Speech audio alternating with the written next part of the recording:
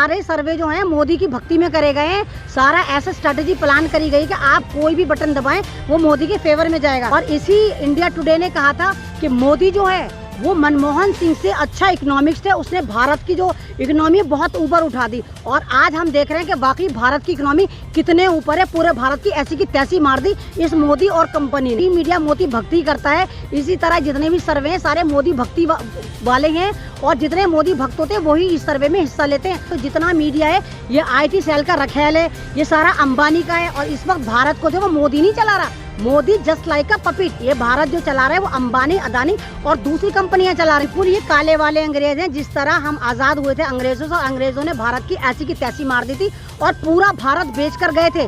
तो ये वो चड्डीधारी RSS वाले हैं जो भारत में रह के भारत की सारी कंपनियां बेच रहे हैं। आप इनसे सवाल करिए क्या मोदी ने या RSS ने कोई BJP ने कोई बैंक बनाया? तो किसके बाप की मर्जी से तुम बेचो? तुम्हारे बाप का माल है जो तुम बेचे जा रहे हो, बेचे जा रहे हो, बेचे जा रहे हो। खुद मोहन भागवत ने कहा कि हम संविधान को खत्म कर देंगे, हम रिजर्वेशन को खत्म कर देंगे, हम भारत में वही वाला कानून लेकर आएंगे जो 47 से पहले था। और संबित पात्रा की तो बात को आप ना सीरियस लिया करें, वो तो कठपुतली है। उस जाहिल आदमी से जब वो डिबेट में बैठता है आप उससे जमीन की बात करो, वो आसमान की बात करता है। तो अकल से पैदल बावला इंसान है, उसकी बात का और गधे की लात का कोई भरोसा ही नहीं होता है। रही है कि IPL जिसकी वीवो स्पॉन्सरशिप करती थी उसको अब पतंजलि स्पॉन्सरशिप करेगी, क्या कहेंगे आप? अगर जिस तरह आप देखें वीवो जो थी वो एक चाइनीज़ कंपनी थी और चाइनीज़ कंपनी हमारे जो IPL को वो स्पॉन्सर कर रही थी। बहुत अच्छी बात है, चलो वीवो ने बैक करा, चाइनीज़ कंपनी वापस गई। लेकिन इसके अलावा क्या ये 1.25 आंख वाले बाबा की मुतांजलि ही कंपनी रह गई थी? आपको पता है ऑलरेडी बाबा रामदेव इतना बदनाम है। अभी आपने इसको देखिए, मुत्रोनिल लेकर आया था, क्रोनिल जो नाम था, कोरोना की दवा लेकर आया था, उस पर इसकी पूरी दुनिया में मजाक उड़ा। तो मतलब चाहते क्या है ये गवर्नमेंट की बाबा रामदेव की वजह से हम पूरी दुनिया में बदनाम हो जाएं? कोई और कंपनी नहीं है, टाटा बिरला अंबानी कोई और कंपनी भारत में ही नहीं क्या इस गोबर कंपनी के अलावा? तो बिल्कुल गलत है। बाबा रामदेव को ये वाली कंपनी नहीं मिलनी चाहिए। इसकी कंपनी का तो यह हाल है, इसके आटे में कीड़े होते हैं, दवाओं में कीड़े होते हैं, बिस्किट में कीड़े होते हैं। भारत की सबसे घटिया कंपनी है तो मुतांजलि जिसका नाम है। तो इस कंपनी को ये टेंडर नहीं मिलना चाहिए। अगर इस कंपनी को ये टेंडर मिलता है तो आप यकीन जानिए भारत की दुनिया में इतनी ज़बरदस्त बेइज्जती होगी कि हमसे वो इज्जत नहीं संभाली जाएगी। RTI से खुलासा हुआ है कि संबित पात्रा अवैध तरीके से कब्जा करके दिल्ली में रह रहे हैं, क्या कहेंगे? कल ये प्रियंका गांधी का आवास खाली करवा रहे थे। भाई अगर संबित पात्रा को देखा जाए ये कोई MP वगैरह तो नहीं है, इसके बावजूद ये रह रहा है, कोठी में रह रहा है, तो गलत है ये। अगर सोनिया गांधी पे ये वही आवाज़ उठा सकता है तो फिर ये क्यों रह रहे हैं घेर घेर के कोठियाँ? यानी ये खून करें तो जायज़ और दूसरा खून भी करने की कोशिश करें तो वो कातिल। जब वो वाली बात प्रियंका गांधी के लिए थी कि प्रियंका गांधी का आवास खाली करवाया जा रहा था, तो वो वाली टर्म्स एंड कंडीशन इस पर क्यों नहीं अप्लाई होती? गोबर पात्रा पर ये भी खाली करें, इसको भी लात मार के निकालो। मतलब इनके लिए जायज़ है ये सारी गवर्नमेंट की प्रॉपर्टी घेर घेर के पड़े रहें, सारी कोठियाँ घेर घेर के पड़े रहें। लेकिन अगर वही बात कोई कांग्रेस का नेता करता है तो उससे ये फ़ौरन चिल्लम चिल्ली मचा के खाली करवा लेते हैं। तो पब्लिक को जागना होगा और इनको लाते मार के निकालना होगा, खदेड़ना होगा इनको उन कोठियों से जो गवर्नमेंट की प्रॉपर्टी है जिस पर ये नाक बनकर बैठे हुए हैं। आज तक के सर्वे के मुताबिक मोदी देश की पहली पसंद है, आप मानती हैं इसे? वाह भाई वाह, सर्वे की तो खूब कही। वो जो सर्वे करा गया है इतना स्यापे का सर्वे है, उसमें जो ऑप्शन दिए गए क्या है? मोदी जी बहुत अच्छे हैं, मोदी जी की काम से संतुष्ट हैं, मोदी जी ने ये करा तो एवरेज करा, मतलब कोई निगेटिव वाला कमेंट था ही नहीं।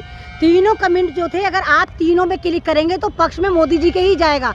कोई मतलब उसमें कोई ऐसा टॉपिक था ही नहीं जिसमें पब्लिक नकारती मोदी जी को, तो वो तो तुमने उनके ही पक्ष में करा था।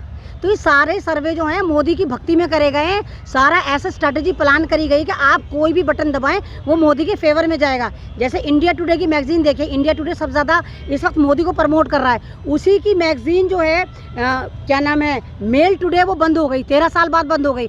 और इसी इंडिया टुडे ने कहा था कि मोदी जो है वो मनमोहन सिंह से अच्छा इकोनॉमिक्स थे, उसने भारत की जो इकोनॉमी बहुत ऊपर उठा दी। और आज हम देख रहे हैं कि वाकई भारत की इकोनॉमी कितने ऊपर है, पूरे भारत की ऐसी की तैसी मार दी इस मोदी और कंपनी ने। सर्वे प्रधानमंत्री खुद नहीं किए हैं, ना ही उनके कार्यकर्ता मीडिया किए हैं, फिर भी आपत्ति क्यों है आपको? तो सर्वे करना नहीं का सवाल जो उसमें इस तरह के रखे गए थे, और किसने सर्वे करा है? सारे के सारे इन्होंने करा होगा, पूरे भारत ने करा। मैंने तो सर्वे में हिस्सा नहीं लिया। क्या आपने लिया? यहाँ 1000 लोग हैं, आप उनसे पूछे क्या उन्होंने लिया? तो सर्वे में हिस्सा किसने लिया? चुनिंदा इन्होंने IT सेल की रखेल मीडिया ने खुद ही उसमें क्लिक कर करके 65% 68% रिजल्ट दे दिया। तो उसमें तो आपका अपना ही है। जिस तरह स्ट्रीम मीडिया मोदी भक्ति करता है, इसी तरह जितने भी सर्वे हैं सारे मोदी भक्ति वाले हैं, और जितने मोदी भक्त होते हैं वही इस सर्वे में हिस्सा लेते हैं। आप और मैं नहीं लेते। आखिर मुख्य धारा की मीडिया अपना स्तर इतना नीचे क्यों गिरा रही है? तो वो जिसके नौकर हैं उसकी तो चाटुगिरता करेंगे। अगर मैं अपने घर में 6 नौकर पालती हूँ, वो मेरी गुलामी करेंगे, वो आपकी गुलामी करेंगे। तो जितना मीडिया है ये IT सेल का रखेल है, ये सारा अंबानी का है। और इस वक्त भारत को जो वो मोदी नहीं चला रहा, मोदी जस्ट लाइक अ पपिट। ये भारत जो चला रहा है वो अंबानी, अदानी और दूसरी कंपनियां चला रही हैं। तो जाहिर सी बात है वो अंबानी की चाटेंगे, अदानी की चाटेंगे, बीजेपी की चाटेंगे, जहाँ से पैसा मिलेगा वहीं तो करेंगे चाटुकारिता। तो ये वो बंदर हैं जिनके आगे टुकड़ा फेंका जा रहा है, ये वो मदारी हैं जिनको डुगडुगी बांध के मीडिया वाले को नचा रही है, IT सेल नचा रही है। तो ये तो तवाइफ मीडिया का मुजरा है, जो इनको पैसा फेंकेगा या मुजरा उसी के लिए तो करेंगे, हमारे और आपके लिए थोड़ी करेंगे। आप देख रही हैं एक के बाद एक कंपनी का निजीकरण हो रहा है। अभी IDI बैंक को बेच दिया गया। आखिर क्यों PM ये कर रहे हैं, क्या कहेंगे? ये बिल्कुल ये काले वाले अंग्रेज हैं। जिस तरह हम आज़ाद हुए थे अंग्रेज़ों से, अंग्रेज़ों ने भारत की ऐसी की तैसी मार दी थी और पूरा भारत बेच कर गए थे। तो ये वो चड्डीधारी RSS वाले हैं जो भारत में रह के भारत की सारी कंपनियां बेच रहे हैं। तो आप इनसे सवाल करिए, क्या मोदी ने या RSS ने, कोई BJP ने कोई बैंक बनाया, कोई स्कूल बनाया, कोई कॉलेज बनाया, कोई रेलवे बनाई, कोई यूनिवर्सिटी बनाई, कोई एम्स बनाया?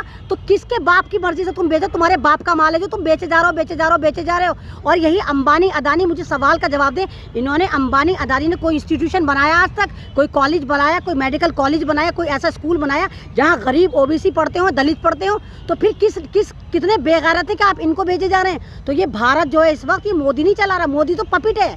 वो तो अकल से पैदा है, उसमें कोई अकल नहीं हो। तो ढूंढ के लेकर आए कि जो बेहिस हो, जिसको हिंदुस्तान के इतिहास में नहीं दुनिया के इतिहास में मोदी एकमात्र ऐसा PM है जिसको सबसे ज़्यादा गालियां पड़ती हैं, सबसे ज़्यादा झुटलर, ये फड़ंगी फेंको। लेकिन इसकी जो ऊपर की माला इतनी खाला, इसमें फ़र्क ही नहीं पड़ता। इसकी जो बिल्डिंग इतनी खाली है, फ़र्क ही नहीं पड़ता, कुछ भी बोलो। तो ये सारा का सारा खेल चल रहा है। ये RSS हुकूमत कर रही है मोदी की आड़ में, BJP की आड़ में। तो ये हुकूमत RSS की, और ये आपको बर्बाद कर रहे हैं। ये कहते हैं हम हिंदुत्व राष्ट्र बनाएंगे, हिंदू राष्ट्र बनाएंगे। तो ये हिंदुओं का है। आप बताइए, भारत में इस वक्त जो OBC कैटेगरी है 85% है, वो सारे सड़कों पर हैं, बेरोजगार हैं। तो कैसा हिंदू राष्ट्र है आपका कि 85% जो OBC है बेरोजगार हो गए, रोटी के लिए लड़ रहे हैं, मर रहे हैं? तो कौन सा हिंदू राष्ट्र बना रहे हैं आप? बात करिए। आप 18% मुसलमानों के पीछे पड़े हुए हैं। हिंदुस्तान में मात्र 18% मुसलमान हैं जिनको आप बर्बाद करते तो बर्बाद कर रहे हैं। तो आप उनका पीछा छोड़िए और आप 85% OBC की सुध लीजिए जो भूख से मर रही है, बेरोजगारी से मर रही है। और इस वक्त किसान खुदकुशी करके मर रहा है। तो कौन से राष्ट्र की आप बात कर रहे हैं? और एक एक करके आप सब चीज़ें बेचे जा रहे हैं। सुनने में तो यहाँ तक आ रहा है कि यूपी का रोडवेज, जो सरकारी रोडवेज है, वो टकलू नंबर 2 जो आदित्य जो योगी है, वो उसको भी बेचने जा रहा है। तो ये सोच रहा है जल्दी जल्दी जितनी सब चीज़ें बेच सकते हैं बेच दो, खाली भारत का नक्शा छोड़ेंगे हमारे पास, अदरवाइज ये कुछ नहीं छोड़ेंगे भारतीयों के लिए। आपने कहा कि RSS सब बेच रही है, देश तो चला रही है केंद्र सरकार, मोदी सरकार चला रही है, तो इसमें RSS को क्यों आप ब्लेम कर रहे हैं? आप खुद देखिए, मोदी खुद कहता है वो RSS का, कितने फोटो वायरल होते हैं। ये RSS के ऑफिस में झाड़ू देता था, वहीं ये चाय पिलाता था, जो कहता मैं रेलवे में चाय पिलाता था। सारी हुकूमत RSS की चल रही है, संविधान RSS फटवा रही है। खुद मोहन भागवत ने कहा कि हम संविधान को ख़त्म कर देंगे, हम रिजर्वेशन को ख़त्म कर देंगे, हम भारत में वही वाला कानून लेकर आएंगे जो 47 से पहले था। शूद्रों को हम शूद्र बनाएंगे, उनको गुलाम बनाएंगे, उनको वही काम करवाएंगे जिसके लिए वो पैदा हुए थे। तो अभी आप देखिए, शिलान्यास पार्ट 2 हुआ, उसमें क्या कोई कांग्रेसी गया, क्या कोई दलित गया? कौन गया? RSS वाले। मोदी तो थे, BJP तो थे। तो BJP का नाम है उल्टा नाम, अगर एक तरफ देखो BJP, दूसरी तरफ देखो RSS। तो ये मोदी यानी RSS, और RSS मीन्स मोदी और BJP। तो सारी हुकूमत इन्हीं की चल रही है भैया। बीजेपी प्रवक्ता डॉक्टर संबित पात्रा तो कांग्रेस पे आरोप लगाते हैं कि उन्होंने 70 साल देश को लूटा है, क्या कहेंगे आप? उन्होंने 70 साल देश को लूटा नहीं लूटा, लेकिन उस लुटाई में उन्होंने एम्स भी दिए, यूनिवर्सिटी भी दी, मेट्रो भी दी, ट्रेन भी दी, इंस्टीट्यूशन भी दिए, कॉलेज भी दिए, बहुत कुछ दिया। लूट माट में भी आपने तो देश को लूटा नहीं, लेकिन आपने देश में चवन्नी का विकास नहीं करा। और जितना भी पहले कंपनी थी सारी की सारी आपने बेच दी, सब बर्बाद कर दिया। और संबित पात्रा की तो बात को आप ना सीरियस लिया करें, वो तो कठपुतली है। उस जाहिल आदमी से जब वो डिबेट में बैठता है, आप उससे ज़मीन की बात करो, वो आसमान की बात करता है। आप उससे इंसान की बात करो, वो जानवर की बात करता है। आप उससे कुछ भी बात करो, वो आपको उल्टा सवाल देके इरिटेट करता है। वो तो अकल से पैदल बावला इंसान है, उसकी बात का और गधे की लात का कोई भरोसा ही नहीं होता है। डॉक्टर कफील अभी जेल में है, क्या कुछ खबर है अभी आपके पास, क्या कहेंगे आप? देखिए, डॉक्टर कफील जिस तरह जेल में है, उस तरह आपने भी देखा, वो संविधान को बचाने के लिए जेल में गए थे, वो इंसानियत को बचाने के लिए जेल में गए थे। और इतना उन्होंने कोई जुर्म नहीं करा था, संविधान की बात करी थी। तो आप खुद देखिए, अगर बीजेपी की सरकार में, आरएसएस की सरकार में आप संविधान की बात करते हैं तो ये उठाकर आपको जेल में डाल देते हैं। और उन पर NSA लगा दिया था। तो इस सारा सुप्रीम कोर्ट में चल रहा था, हाई कोर्ट में चल रहा था। अब उनकी मदर ने सुप्रीम कोर्ट में पिटीशन डाली है कल, और सुप्रीम कोर्ट ने लताड़ मारी है यूपी गवर्नमेंट को कि 15 दिन के अंदर अंदर डॉक्टर कफील पे फैसला होना चाहिए कि उनका क्या करना है। तो ये बहुत बड़ी उपलब्धि है डॉक्टर कफील की फैमिली की, और ये बहुत बड़ी कामयाबी है उन लोगों की जिन्होंने डॉक्टर कफील का साथ दिया, उनकी आवाज़ बने।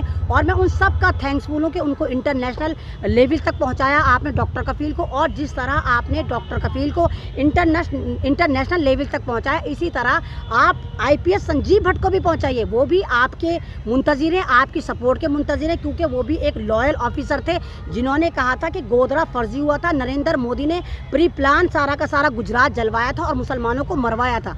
तो वो भी बेगुनाह हैं, तो उनके लिए भी आप आवाज़ उठाइए। और जितने भी इस वक्त हिंदुस्तान में बेगुनाह एक्टिविस्ट हैं, बेगुनाह लोग हैं, चाहे वो मुसलमान हैं, चाहे वो दलित हैं, किसी भी कम्युनिटी से हैं, आप प्लीज़ आगे आएँ और उन सब के लिए आवाज़ उठाएं, क्योंकि ये संविधान बचाने की लड़ाई है, ये कॉन्स्टिट्यूशन की लड़ाई है। तो आप साथ दें, ये भारत आपका है, ये भारत हमारा है। तो इस वक्त भीमराव अंबेडकर का संविधान खतरे में है, जिसको RSS प्लस बीजेपी सरकार एक के बाद फाड़ फाड़ के फेंक रही है, चाहे वो कश्मीर हो, चाहे वो दिल्ली हो, चाहे वो NRC हो। तो आप सब यूनाइटेड होकर एक साथ हो जाएं। शुक्रिया, बहुत बहुत धन्यवाद।